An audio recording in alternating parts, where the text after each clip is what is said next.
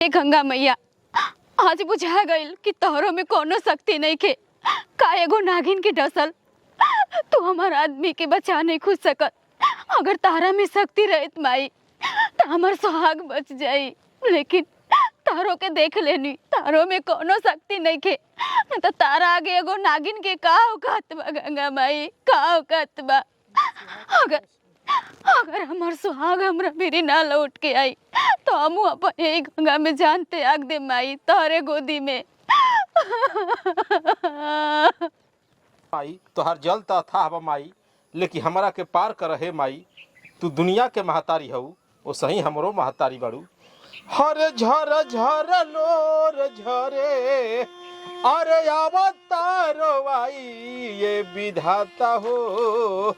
अरे समैया ई कहवा लेके जाई। अरे माई हमी का देखतनी माई? अरे एगो सतकटी लाश और साथ में दुल्हन। अरे गंगा माई, तारा के झूठ मूठ कर लो, साड़ी नारियल चुनरी दिया बाती सब भारत अटे।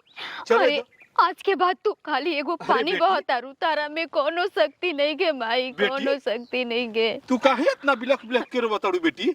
बाबा रवा से हम गुजारिश एगो करतनी कि गंगा माई के गोल रवा झूठ साच के लागतनी। गंगा माई नहीं की, अब इनका में कोनो शक्ति नहीं के, ई सब ढोंग है, पाखंड है। आखिर काहे बेटी गंगा माई के तू निंदा मत कर बेटी। गंगा माई में हम 3 दिन से अपन सुहाग लेके दहतनी बाबा, और अपन गंगा माई से विनती करतनी कि हे गंगा माई एगो बेटी के सुहाग के रक्षा कर, पर गंगा माई नहीं सुन ली बाबा। तू पागल हो गई बड़ू?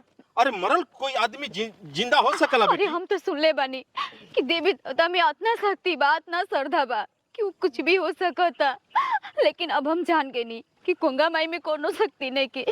अगर हमार सुहाग ना जीवित होई बाबा न तेगो हमार शराप रही कि आज के बाद गंगा माई के कोई साड़ी, कोई नारियल चुनरी, चाहे कोई सिंदूर ना चढ़ाई। साबित कर देलू। हमरो विश्वास हो गई कि एगो बेटी ई सती बाड़ी तू बेटी। हम तो ऐसा कबो ना समझ ले रही कि दुनिया में नारियो सती बाड़ी, लेकिन आज तू सती बाड़ू बेटी। जा गंगा माई, जैसे हम तड़पता नहीं वैसे कोनो और औरत ना तड़पे। तारा से ये गुजारिश बा, हम तो जानता नहीं कि हमरा खातिर और हम गंगा माई से पुकार करतनी। आज जेकरा नाम से सरंगी झोली लेले बानी ओकरो पुकार करतनी। जय हो गुरु गोरखनाथ। ये बेटी बहुत बिलख बिलख के अपना सुहाग खातिर रोवतिया। हे गुरु गोरखनाथ, हे माई तू एकर सुहाग लौटा द माई। काहे से कि इहो बेटी अपन जान देवे खातिर तुलल बिया, लेकिन माई ऐसे मत करे, एकर सुहाग लौटाओ। जय है गुरु गोरखनाथ। कोनो फायदा नहीं के गंगा माई जय है माई। तोहरा जल से बढ़ के दुनिया में केहू के जल नहीं के माई। तोहर जल पवित्र है माई, एकर सुहाग लौटाओ। आखिर तोहर ई गोद में बेटी रोवतिया, आखिर ऐसे कैसे हो सकेला? जय है गुरु गोरखनाथ। जय है माई। ना जय बाबा, गुरु गोरखनाथ। कोनो फायदा नहीं के। अगर गंगा माई में इतने शक्ति रही बेटी, आज 3 दिन से गंगा माई के देख गोद में हमारा पास बानी। एगो इहे जड़ी बा, एकरा के हम सुंघावतानी। जय है गुरु गोरखनाथ। जय है माँ गंगा। कहाँ कटले बा बेटी? गोड़ में बाबा कटले बा। का? अरे पगली, अबे खून तो बहत अरे पगली। जय है गुरु गोरखनाथ। मम्मी जी रोवा कैसे हमार आवाज सुन नहीं की सकत, कुछ हो तो बोली। बेटी एकरा के तो जहरीला सांप काट देले बा बेटी। ई हमरा बस के चीज नहीं खे, एकर विष हम ना खींच सकिला। बेटी तू हमरा के माफ कर, तू गंगा माई से पुकार कर। का जन गंगा माई तोर अगर पुकार सुन लिहन बेटी तो तोर सुहाग लौट जाई। तू हमरा के माफ कर बेटी, तू हमरा के चले दे। जय है मत महा। अरे गंगा माई से 3 दिन से गुहार करतानी, ई तो सुनबे न कइली। तो औरत एगो जोगी महात्मा हनी। तो हाथ से हे भगवान, ये छका लिखा काहे आवता? लगता अब हमरो ये आखिरी सांस हटे, हम अब न जिया।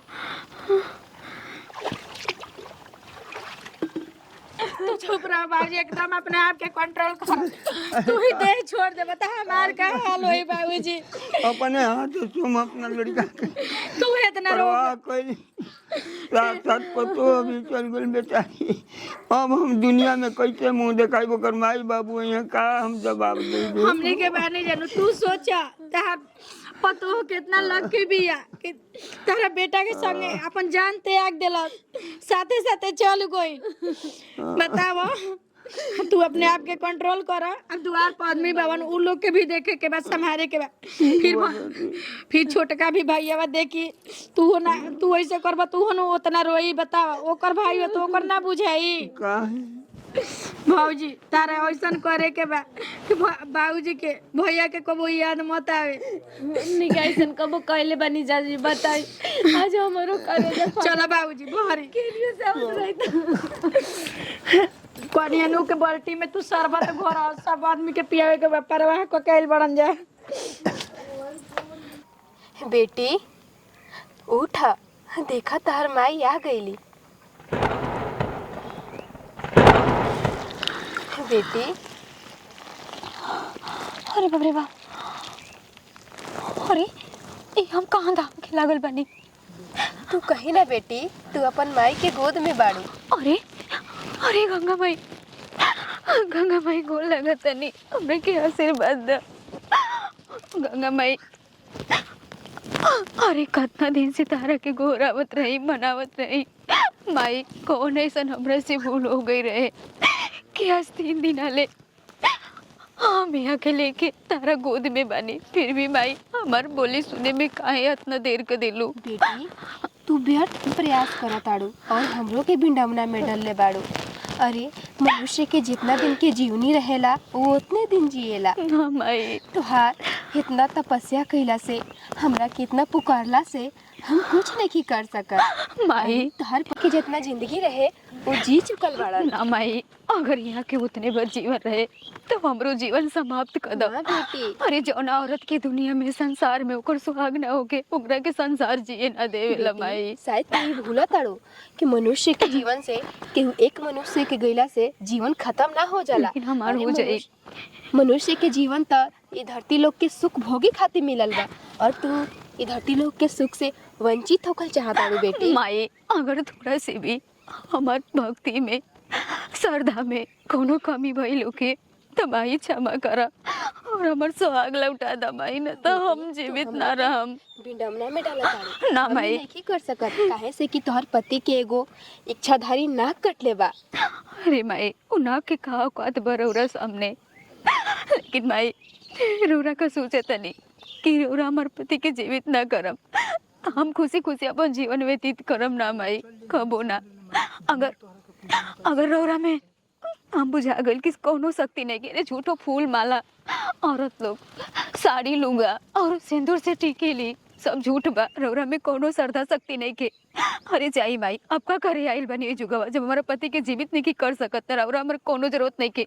रौरा जाई, हम जौना भी हाल में बनी ठीक बनी। बेटी कैसन बेटी माई, अगर माई रह तू तो अपन बेटी के हे दशा में ना देख तू। बेटी तू अपन माई से नाराज होता रे। अरे ये शब्द अपना मुख से मत बोला, ना तो तोहर माई के हृदय चूर चूर हो जाए। अरे हम तो तोहार परीक्षा लेत रही कि तोहार पतिव्रता सही बा कि नहीं खे, लेकिन एगो सतयुग में सती रहली और आज एगो कलयुग में सती बाड़ी। अरे हमरा तो विश्वास नहीं खे ओकर कि तू हमार इतना सच्चा भक्त बाड़ू। अरे भगवान के भी ऐसन भक्त सौभाग्य से मिलेला और आज तू साबित कर दिलू बेटी कि तू एगो पतिव्रता पत्नी बाड़ू। तू बेटी एगो वो सती रही कि हेमराज से अपन पति के प्राण छीन के वापस ला देली, लेकिन तोहर माई के रहते हुए तोहरा इतना कष्ट उठेला के कोनो जरूरत नहीं के। काहे से कि तोहर माई हमेशा तोहरा साथे रही बाड़ी और हमेशा तोहरा साथे रहियन।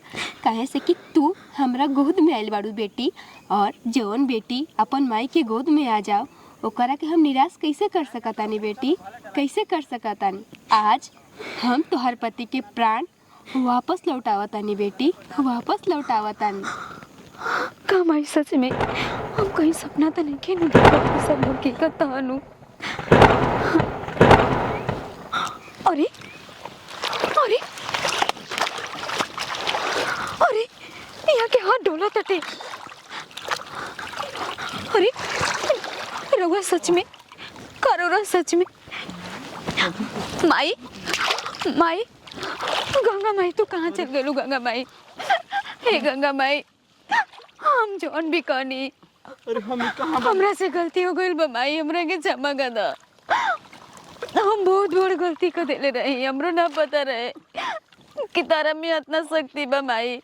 अरे कैसे हो गई जी रौरा सच्ची में ठीक हो गई नी, हमर नजरी के सोझा बनी। ये सब गंगा माई के कृपा हटे जी, ये सब गंगा माई के कृपा। आखिर हमन के पानी में कैसे आइल बहन? गंगा माई अली है और रौरा के बचा के गली। रौरा के तो सांप काट ले रहे जी, इच्छाधारी नाग कट ले रहे। आज रौरा के 3 से 4 दिन से लेके गंगा माई के गोद में बनी। क्या कहते ये सच बा? हाँ जी सच बाटे। गंगा माई की जय हो। जीवन लौटा दलू, धन हो गंगा हे मैया। गंगा माई, अपन सुहाग के लेके एक बार फिर तारा चरण में आई और तारा के साड़ी चढ़ा के जाए गंगा माई। चढ़ाओ जी हमन के। जय हो गंगा माई। जय हो गंगा पीछे मैया। चली घरे मम्मी जी, देख हम तो के बहुत खुश हो जाए। हे गंगा माई, हमरा के क्षमा कर द माई, हमरा के क्षमा कर द। रहता हूं तो होइए गोल का करे के बा। हाय कुल देखी वो कुल तो ठीक है बा, बाकी चाचा चिंता मत कर, जौन होखे के रहे तो हो गइल। भैया चल गइल ना, भौजियो चल गइली। हां अब का करे के बा? तैयारी करे के बा। पंडित जी के जातनी हम लेके आवतनी। ठीक बा, रवा जाई पंडित जी के लिया के आई। आई चाचा के लिया के आवे जाऊ जब पिपरा तो ठीक बा। हम जाते अब देखी बाबूजी, अब वहाँ के बाबूजी के जीरौरा। जौन होके के तौन हो गइल, बाकी भौजियों के संगे संगे ना जाए के रहला बाबूजी। का करी ये सोच हमारा करे दा फाटे दा बबुआ। अब जाए दी बाबूजी, अब का करब, जौन होके के तौन तो हो गइल। ठीक ना, चल आई तैयारी कर जा। सबूर रही तू के चलो भौजी बाड़ी। चल आई थे। ऐसा दिन बा कि आज बाबू माई देखिए तो हमरा के खूब खुश हो जाइहन। बाबूजी, ए बाबूजी। के हाजी? अरे खोला। अरे भौजी। अरे देवर बबुआ रहुआ। हाँ भौजी, रो ठीक बानी ना? एकदम बिल्कुल ठीक बानी। अरे हमरा तो एकदम अकेले नहीं क्यों। ए दीदी जी कनिया। अरे कनिया तो हरो बाड़ी। हाँ तू जिंदा बाड़ा? अरे पगली, हम जिंदा बानी। तू ठीक ठाक बाड़ा भौजी? जिया आवा हेने आवा। कहाँ भौजी भाई? तोर भौजियो बाड़ी, घबरात काहे बाड़ी? भौजी आवा। तू ठीक बाड़ू? हम ठीक बानी। हाँ ये सब गंगिया मैया के कृपा बा। भौजी तो घोन टोरी टांगे गोइल हमन जा। ए तू पीपर में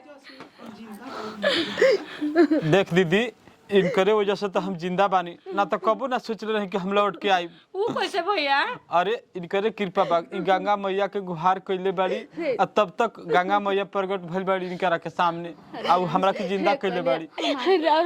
तारा सानी कब हमनी के ना बुलाइल जी, बड़ी हमनी के ऊपर। हे भौजी, हमने के घर में लक्ष्मी बन के तू आइल बाड़ू। अरे बुची, अरे रहुआ तोरा वजह से हमर भाई के जान बच गई। तारा नियन धरती पर कोनो मेहरारू नहीं कि सपति बैठता भौजी। गंगा माई के वजह से भैया के जान बच गई। तू घर में लिया के चलो, हम बाबूजी के लिया के आवत घंटा टांगे गोल बन जा। ठीक बेटे, जल्दी से जा भौजी। भौजी के कपड़ा बदलवा भैया। तू बाबूजी के बुला के लेके आवत। हाँ, ठीक बा। बाबूजी जाओ, उन्हन के लिए आओ। ठीक बेटे।